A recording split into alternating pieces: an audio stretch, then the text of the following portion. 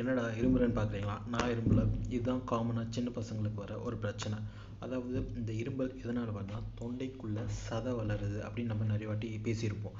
அது என்னடா தொண்டைக்குள்ளே சதை வளருது அப்படின்னு நம்ம என்ன பண்ணுவோம்னா, வாயை திறக்க சொல்லிட்டு ஒன்று இப்படி தொங்கிட்டு இருக்கோம். அதை தான் நம்ம தப்பாக நினச்சிட்ருக்கோம் டான்சில்னு. அது இல்லை டான்சில்.